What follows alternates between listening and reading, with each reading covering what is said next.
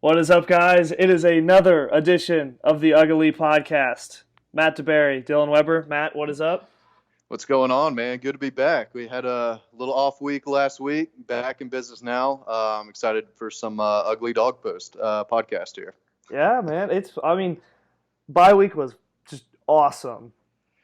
Absolutely. I got to travel a little bit. I'm going to talk more about that later in the episode, but I know it was good for the dog post crew. I know we've been traveling around seeing recruits going to these games. So I know the week was good for us to have off. What do you think it means for the team, though? It feels like the media hasn't been able to see a whole lot the past couple of weeks. Am I wrong there?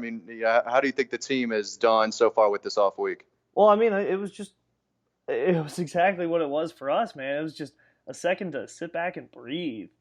Um, Especially for guys who are hurt. I think a lot of guys sat out the entire week. Guys like Eric Stokes, Tyson Campbell, Solomon Kinley. There were a lot of notable injuries in that Notre Dame game, and this week I think was huge for them. Yeah, I think definitely just getting healthier. Eric Stokes went down early in that Notre Dame game. They're going to need him, now that this SEC schedule is really starting to hit. And same with Tyson Campbell. Those were their two starting cornerbacks coming into the year. Looks like they're both a little knocked up now.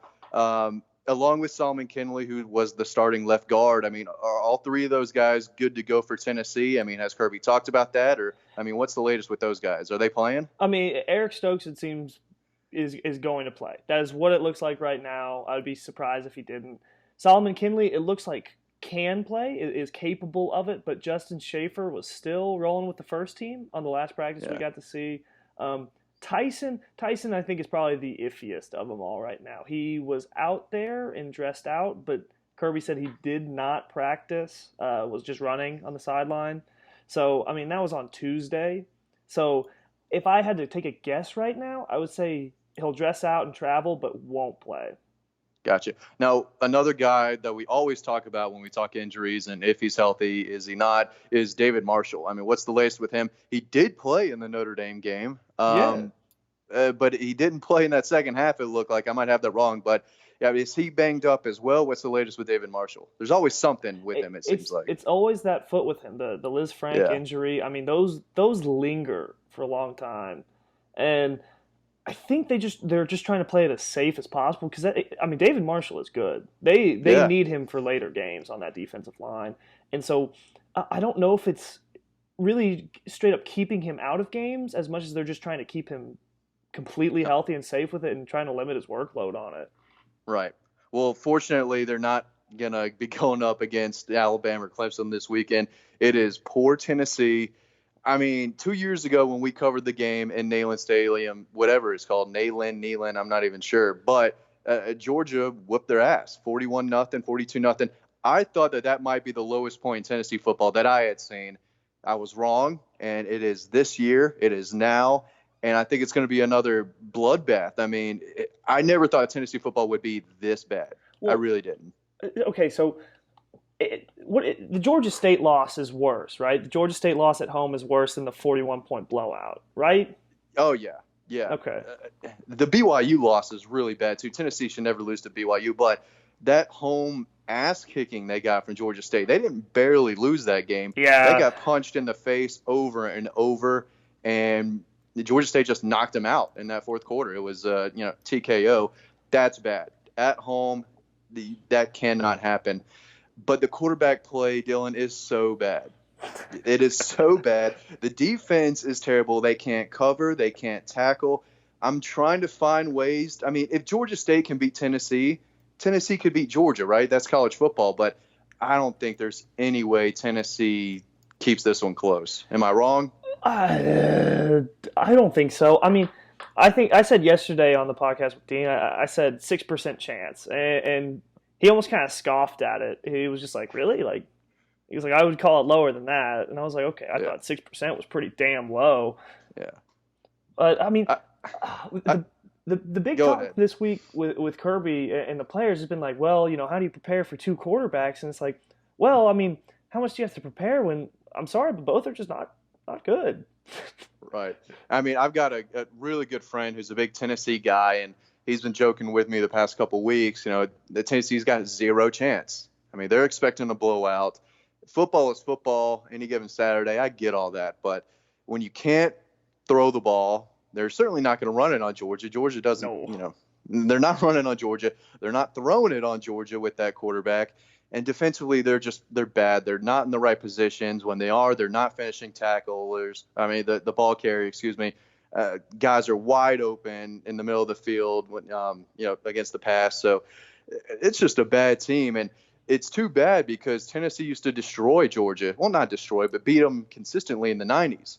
And when I was a kid growing up in North Georgia, I mean, there was a lot of Tennessee people around here, and there still are up here in Forsyth County. So that game used to really mean a lot, and it still does. But this younger generation of Georgia fans, I don't think understands what this game meant, especially in the 90s when Tennessee was a top 5 team.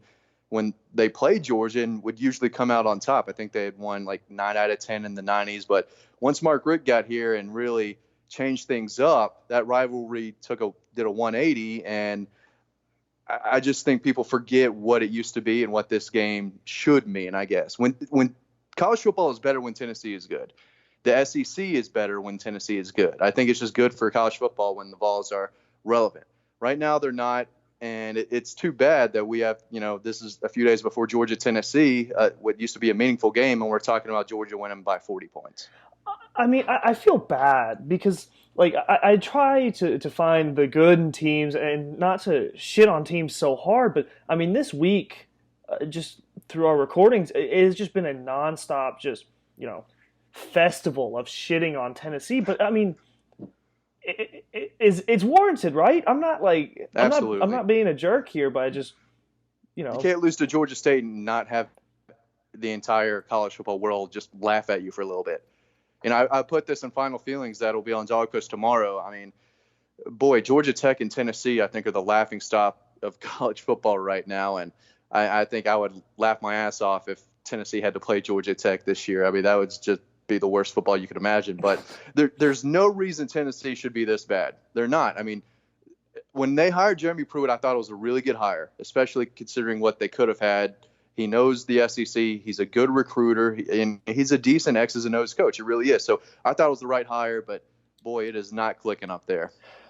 Now, what if they had hired Mike Leach? They almost interviewed him, and I was big on that possible hire.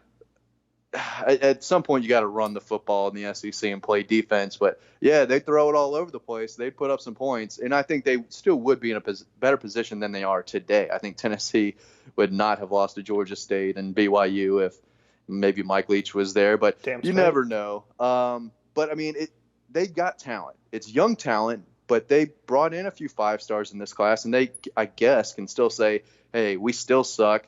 Hey, come in and help us immediately, get playing time as a freshman, which is what all these kids want nowadays. No one wants to sit. So in an era where you can tell these 18-year-old 5-stars, hey, you can come in and play immediately because we're really bad and we've been really bad for a while, he can still kind of play that angle, but he can't play it for much longer. But, I mean, there's a certain line that's got to be drawn with these kids. I mean, yeah, you want playing time immediately, but do you want playing time on a 2-10 team? Do you want to get your brains bashed in every game and get playing time?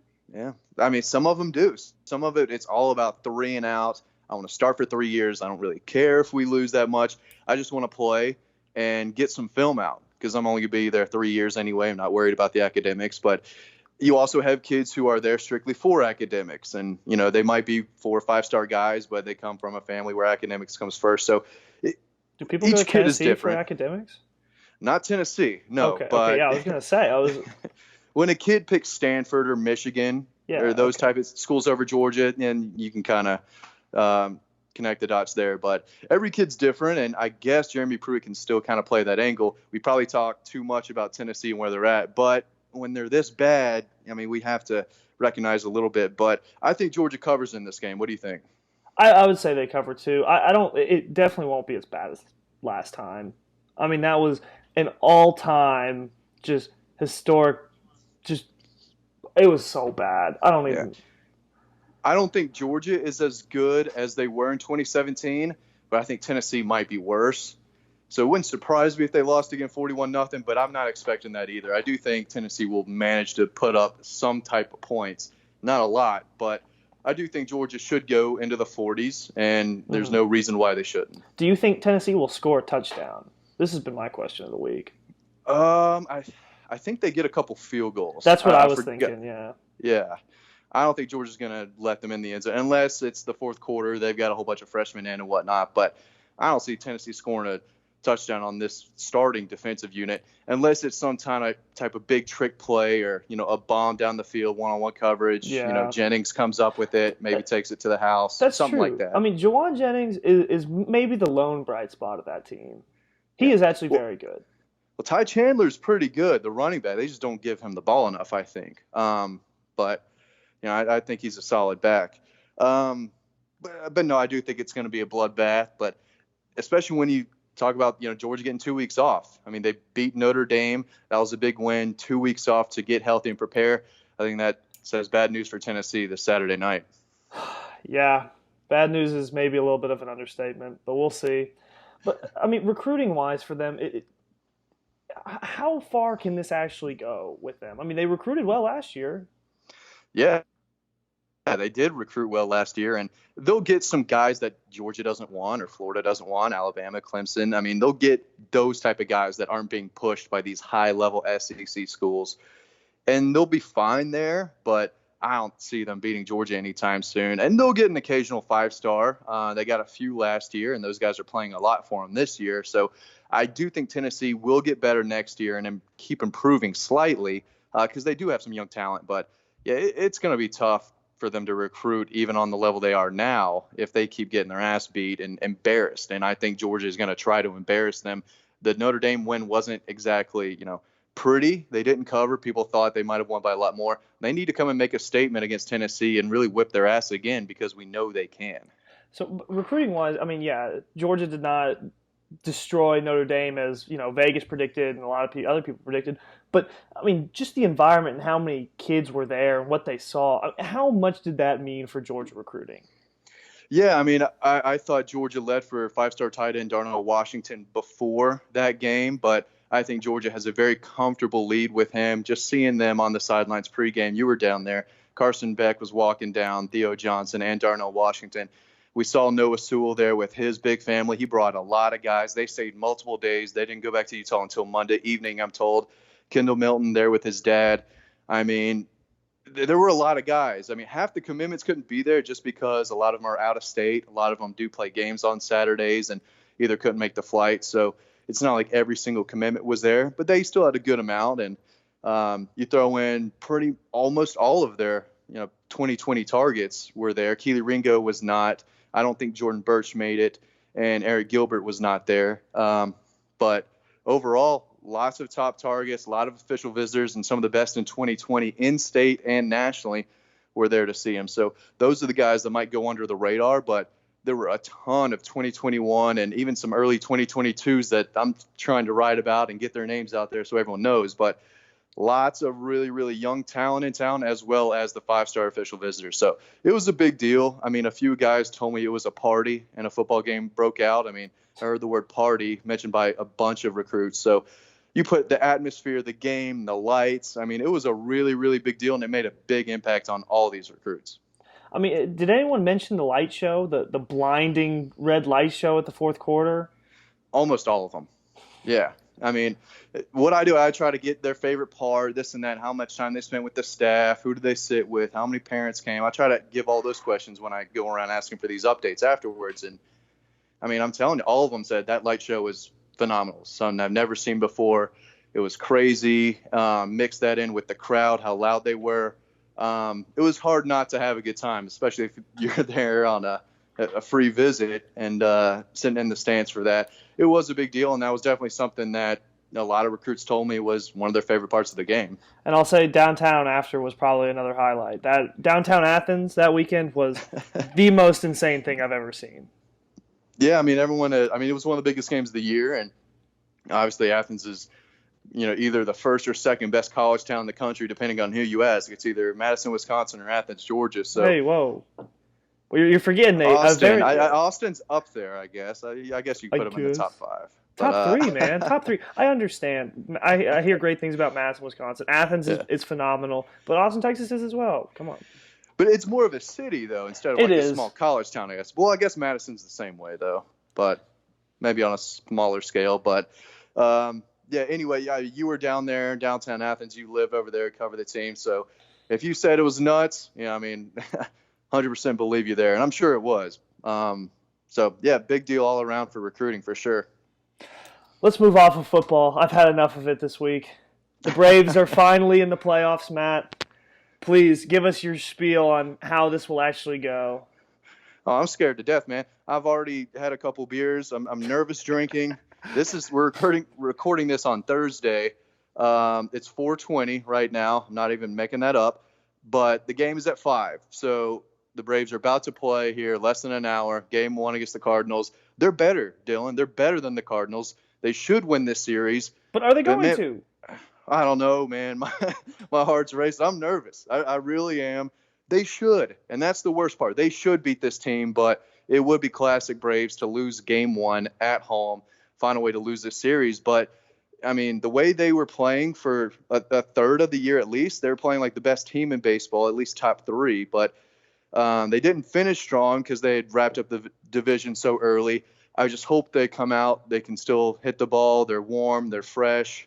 When they play their best baseball, they really are hard to beat. And I think they could push the Dodgers and make a big-time World Series run. But I'd put my money on them losing in the first round before I put money on them making the World Series. But I don't know. They're better than the Cardinals. They should win this series. But you never know with the Braves, man. Well, something you've complained about almost constantly is the bullpen. I mean, is it still a concern? No, they addressed the bullpen, and this is the best, the healthiest, the best they've been all year. I guess if you want to call it a weakness, I mean, it's a really strong team, and I guess it still probably would be the weakest link. But there was a couple months where that bullpen really turned around and was pitching the best in baseball. I mean, it was so up and down, but at the trade line, they made the deals. They went and they improved their bullpen, and so far it's worked out, but the regular season's so much different in the 7th, 8th, and ninth inning than the playoffs. So if they can do it in the playoffs, I'll be cool with it all. But they did make the right decision. They did go out and address the weakness, which was the bullpen. We'll see how it goes tonight. I mean, as a player, you would know better than I, but how big of a difference as a player is it playing in the playoffs rather than regular season? Because I mean, in the NBA, it's vastly different. I know. Yeah. I mean, it's just every pitch means more. Every at-bat means more. You have to take advantage of every at-bat. I feel like with the NBA, you get the ball so often, you can still shoot around and, play that type of game, even though teams actually play defense once you get to the playoffs. And that's when I watch is the postseason. But, yeah, baseball, everything's amped up a little bit. And, I mean, the ninth inning just gets crazier. It's tough to get those last guys out in the ninth inning, especially in the postseason when everyone's on their game. Every pitch means something. It's something special. I'm a big baseball guy. I definitely understand if some people think it's boring. I get it. But playoff baseball is actually pretty cool. And I know you have something to do right after this. You're probably not going to be able to watch this game, are you? I'm going to try. I think I'm going to watch it on TV. I mean, I do watch postseason baseball. I watched the Nationals game the other night. That was awesome. Oh, that sucked. That was awesome. Oh, I hate the Nationals. It was a great game. But exactly. Yeah, that was not cool, though. That was the first time I've been excited about baseball in a long time. About a year, probably. There are some really good teams. The Yankees are really good. The Astros are really good. The Dodgers are really good. And I think the Braves are probably the 4th best team in baseball right now, maybe 5th behind the Twins. So there are still teams better than the Braves. But I'm expecting them to win this series against the Cardinals because they are 100% the better team, and I think anyone who follows baseball would agree there. Matt, lastly, we'll end on your trip to Colorado. You ran into a dog fan there in the mountains. How was he? Tell us about him. Oh, Dale, I think his name was. I think his name was Dale. Straight out of North Georgia, I think. But no, he was cool. We saw multiple Georgia fans. If you're not on Dog Post, you might not know. I went to Colorado, Denver, a whole bunch of other places for little brother's bachelor party. One of the days we drove through the Rocky Mountain National Park. It was amazing. So many cool sights. And we stopped at one little ledge, got out of the car, started taking pictures of everything. And lo and behold, dude in a Georgia hoodie, comes walking up to us. He saw my dad, who I think had a Georgia polo on. And last thing I wanted to do was talk Georgia football with random Dale from who knows Hey, where. But why are we um, why are we being so rude about Dale here? no, Dale was cool. Dale was cool. I was just trying to enjoy my time with little bros. I don't really get to see them that often, but no, he talked to my dad a good bit about the dogs, and he put his phone down and he started talking Georgia football. It was pretty funny, but yeah, the G was everywhere. We saw some at the airport, saw some in Denver on our last night watching college football in one of the breweries there. Saw Dale or whatever his name was in the Rocky Mountain National Park.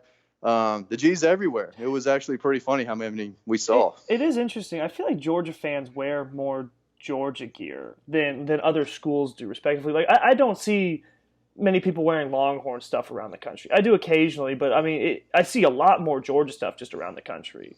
I feel like than I do others. It's the red, it's the G. I mean, it's also, I mean, the kind of style of Georgia fans. A lot of Georgia fans, like to wear polos and this and that. So, especially, I know when I was on vacation, I love to wear my Falcons gear, Braves gear whenever I'm on vacation, and my dad likes to wear his Georgia polos too. So it's pretty normal, I'd say, but I definitely wasn't expecting to see 5 or 6 Georgia fans in Colorado for sure.